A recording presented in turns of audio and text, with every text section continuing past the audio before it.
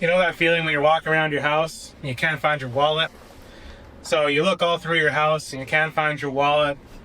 You open up all your cupboards, take off your pants and you can't find it. And then you take off your shirt and you can't find it. And then you go find yesterday's shirt and you can't find it. And then you just like go through literally everything. You just can't find your wallet. That's what happened to me. Except for that, I was in the absolute boonies of British Columbia. There's no idea where my wallet was. And not enough gas to maybe get back to where I left it. And sometimes you're just stuck. All right, welcome here. It's the morning, day 8. Driving across Canada, Moncton, New Brunswick to essentially Vancouver, British Columbia. It howled last night. I cannot believe how windy it was. Just absolutely insane how much wind there was. I still slept pretty decent because, you know, I'm tired, but whoa, prairie wind. And you know, the thing is, when you're sleeping in a hammock, as I did, the wind of course blows on top of you, but also blows below you. You get the real full wind experience. And I really got to hand it to Hennessy Hammocks. I cannot shout these people out enough after this night. Hennessy Hammocks. If you want a camping hammock, you got to go to Hennessy Hammocks, because I set this thing up in a place with essentially no shelter, and I slept through a absolute windstorm, and this hammock gave me no problems. I did not get wet. This is the Jungle Edition, and so it's got the larger tarp on it, and absolute 10 out of 10. Way to go to Hennessy Hammocks. So check them out. And then, because I basically slept at the border, first thing, you know, I slept at the Welcome Saskatchewan sign, so it just felt so nice to go that literally a kilometer down the road to be at the Welcome to Alberta sign. And things were just looking absolutely fantastic. So I lost my hat. Now I'm in Medicine Hat. I got a new hat. Then when I went to get back on the motorcycle, I couldn't find my sunglasses. So I just rolled away from my parking spot. And my sunglasses fell out of somewhere. I'm running on the concrete. Now I got my sunglasses back. So now I got a hat and sunglasses. Things are really looking up. To the teepee. But I have a hat that says Medicine Hat on it, and I'm absolutely delighted. And in Medicine Hat, they have the world's largest teepee. And this thing is just absolutely sick. And I mean that in a way that's more genuine than it sounds. It's really beautiful. This is just such an absolutely beautiful monument. And if you're passing through Medicine Hat, you got to check this out. It's absolutely sick. And then following Medicine Hat, I stayed on to Highway 3. This is the Crow's Nest Highway. I'm going to be on Highway 3 for the rest of this trip. I'm so close to being done that I'm not going to leave this highway again. So, take off from Medicine Hat, head on down. Lethbridge is the next town. Now, in Lethbridge, this is the Badlands. It's flat, it's kind of rocky looking, it's got a really particular kind of feel to it. And Lethbridge gets a bit of a bad rap because it's extremely windy. Now, that wasn't my experience today. However, as somebody who went to university, finished off what I wanted to do in university, and then left, I don't like being on university campuses. I'm old enough that I don't like seeing young people. And when I was in Lethbridge, this is a university town, and there was just way too many young people around. Get out of here with your weird hair and your strange fashions. I don't want to see you. I went to a cafe. You know what I had in that cafe? I had a curry flavored pretzel. Let that sink in. A curry flavored pretzel. Do you live in a city? Maybe this kind of thing is normal to you. It's not normal to me. They don't serve curry pretzels in the towns that I like to go to. It was delicious. It was really good. Can you believe that? There's a train right there, and a trestle, and the train's not crossing the trestle. It's backing up. Oh, it's going forward. Oh, it's going to cross the trestle. Yes. Woo! But the thing that actually is really exciting about Lethbridge and truly exceptional about this place is they have this absolutely massive train trestle. Now, as I said in the last video, I'm not super into trains. That's not really my jam. But I absolutely loved seeing trains crossing the prairies because it feels like a prairie thing to do is look at trains. So to see a train crossing a massive bridge, yeah, sign me up. I'm so happy that there was a train there while I was standing at this bridge. Ooh. Oh, that's kind of prickly. All right, I'm a certified moron. So a second ago, just right over there, I took a shot of a cactus because I've never seen a wild cactus before. And then I wanted to have a shot of this. So that's pretty. So I sat down. On a cactus. Like I literally just took a video of one. And I just plopped my butt just anywhere I feel like.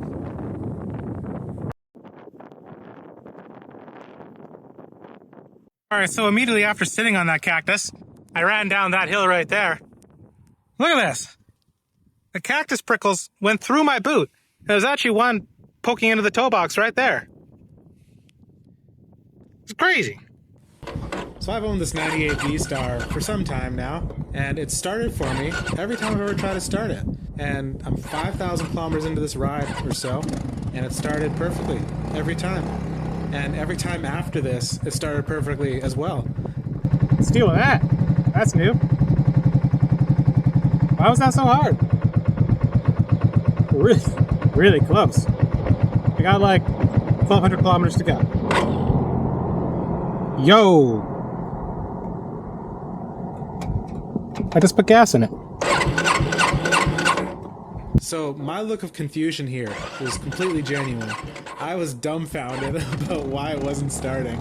And not only dumbfounded, but also a little terrified.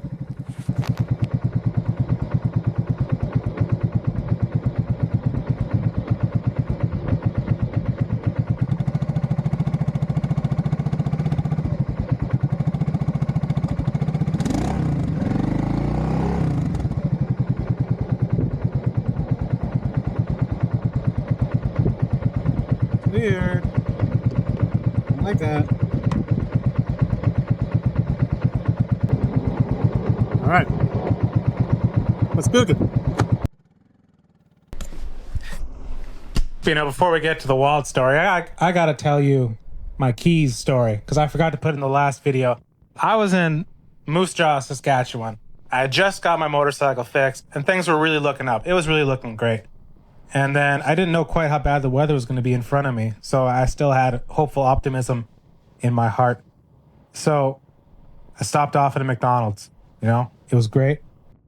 I ate it in the McDonald's there, gathered all my garbage together, threw it out. Now, the entire way across Canada, I had decided to be a smart person. I had 2 keys with me on separate rings. One of the rings connected onto the clutch cable. That way, if I left my main key someplace, I would have another key just hanging on the motorcycle. And it wouldn't matter if I lost my keys. So I stop in Moose Jaw, and what do? My shoes fell up. Well. Oh. The bottle stayed on.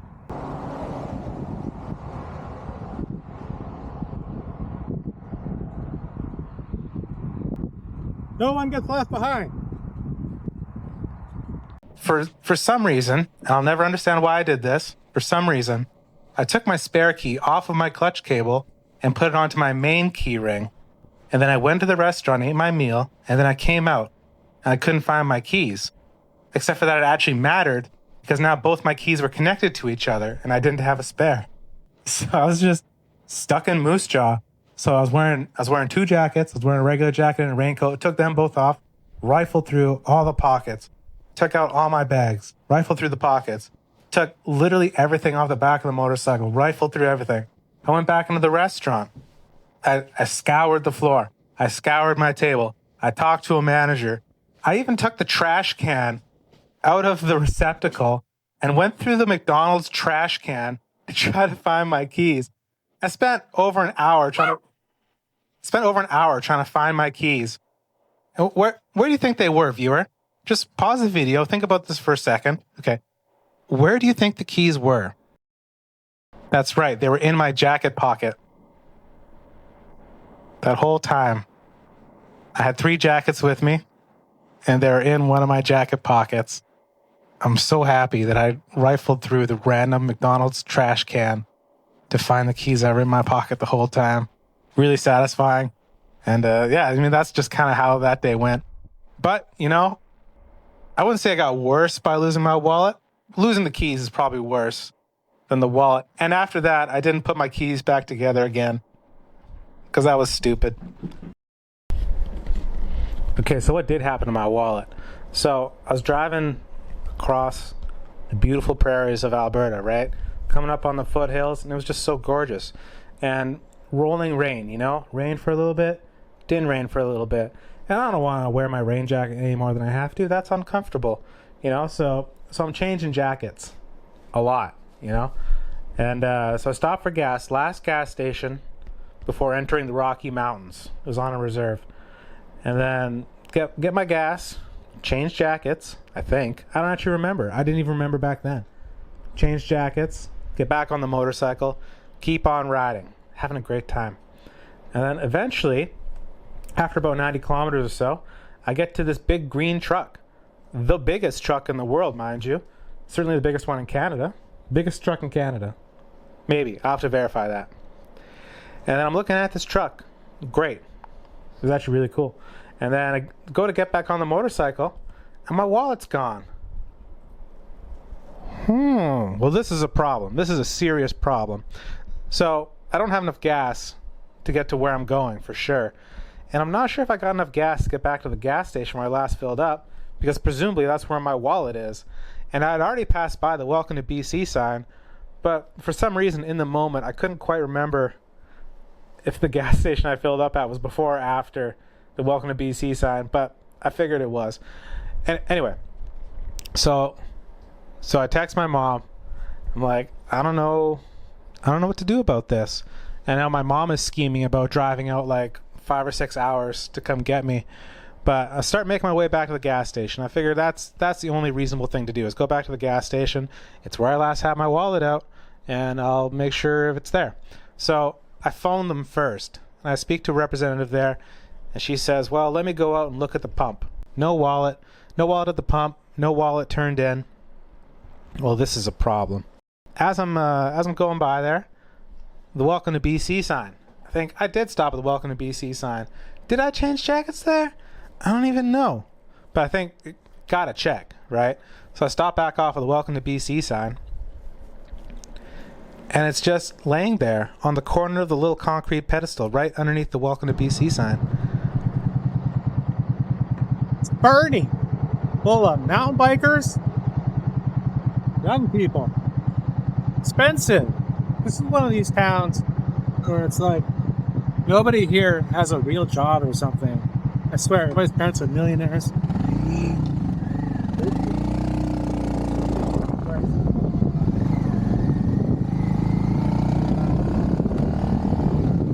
There's part of me. I'm gonna give you a real criticism of British Columbia. I'm gonna criticize British Columbia because I'm from there. So here you go. Here's my criticism of BC.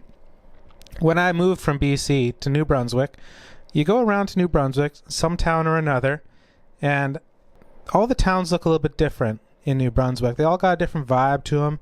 There's regional accents here. The buildings look different. The architecture is different. The stores are different because there's a lot less box stores. Every town in New Brunswick has a different flavor, and I love them all. BC towns have literally no flavor as far as I'm concerned, and I felt this way before I left BC. Every town in BC you pull in, there's an Esso, there's a McDonald's, there's a Burger King, and there's a Subway, and they're all on the same opposite corners of each other. They all have a Save on Foods in them. So many of them have like a Starbucks or something if they're big enough to have a Starbucks. and all the buildings look the same, and they have no character, and I don't like them, and I didn't even back when I lived in BC.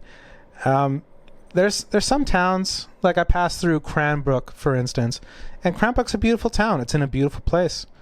But Cranbrook, what an ordinary looking place. Just an absolutely unnoteworthy looking town, just for the town itself. So having been back through BC and seeing these uninteresting towns in beautiful places, it made me really reappreciate New Brunswick and all the other places I've been to across Canada that don't look like this.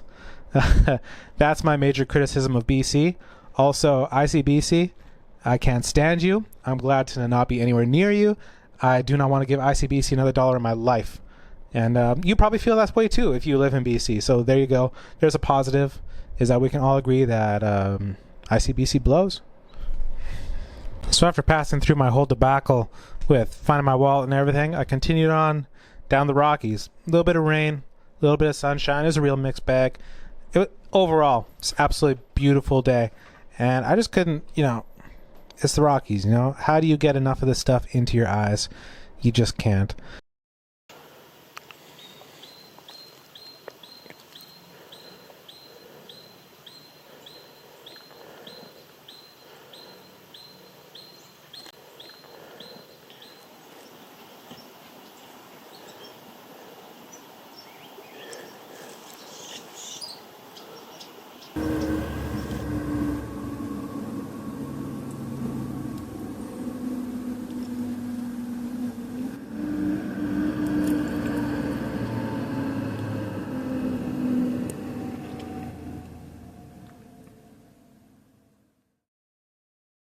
This is a post note. My wife and I just discussed the voiceover after I recorded it.